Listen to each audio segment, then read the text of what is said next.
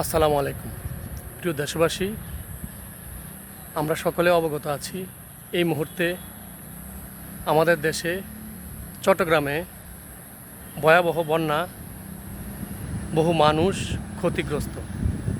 আমি বিত্তবান সকল মানুষের কাছে অনুরোধ করব, আপনাদের সামান্য সাহায্য এবং সহযোগিতা এই বন্যার্তদের মুখে কিছুটা হলেও হাসি ফুটাবে। দেশের এই ক্রান্তিকালে সরকার এবং আমরা আপামর জনতা যদি কাঁধে কাঁধ মিলিয়ে কাজ করি, তাহলে এই বন্যা থেকে আমরা রেহাই পাব। এটা একটা প্রাকৃতিক দুর্যোগ। এই প্রাকৃতিক দুর্যোগে আমরা সরকারের সাথে সাধারণ জনগণ পাশে থাকলে আমাদের এই দুঃখ কষ্ট অনেক দিন স্থায়ী হওয়ার কথা না। এই মুহূর্তে প্রায় 7 লাখ মানুষ বন্যায় ক্ষতিগ্রস্ত হয়েছেন। তাদের পরিবারের প্রতি আমি গভীর সমবেদনা জানাচ্ছি।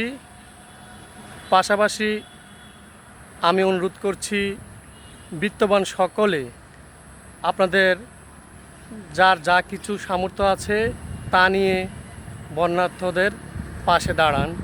আমরা প্রতিনিয়ত প্রতিদিন কত কাজে আমরা অর্থ ব্যয় করছি। এটা একটা মহৎ কাজ। বন্যায় যারা ক্ষতিগ্রস্ত তাদের মুখে অন্ন, বস্ত্র, বাসস্থান তুলে দেওয়া এটার মতো মহৎ কাজ আর কিছুই হতে পারে না। এটার জন্য আপনি দুনিয়াতে পুরস্কৃত হবেন এবং আখিরাতেও আল্লাহ তাআলা আপনাকে অনেক বড় পুরস্কার দিবেন। আপনারা সকলে জানেন, ইতিমধ্যে চট্টগ্রাম বিভাগের সকল এইচএসসি এবং সমমানের পরীক্ষা স্থগিত ঘোষণা করেছে সরকার। তো আমি আবারও অনুরোধ করব, আমরা যারা এখনও বন্যার পানি থেকে বেঁচে আছি, আমরা যারা একটু সচল আছি, আমাদের ক্ষুদ্র ক্ষুদ্র প্রয়াসগুলো অনেক বৃহৎ আকার ধারণ করবে যখন এটিকে একসাথে করা হবে। অনেক মানুষ, অনেক কোলের শিশু, আমি প্রথম দিকে ভিডিওতে দেখেছি অনেক মানুষকে দাফন করার মতো জায়গা ছিল না, তাকে ভেলায় ভাসিয়ে দেওয়া হয়েছে। এবারে চট্টগ্রামের বন্যার ভয়াবহতা ছিল অনেক বেশি, যেটা কল্পনা করার মতো না।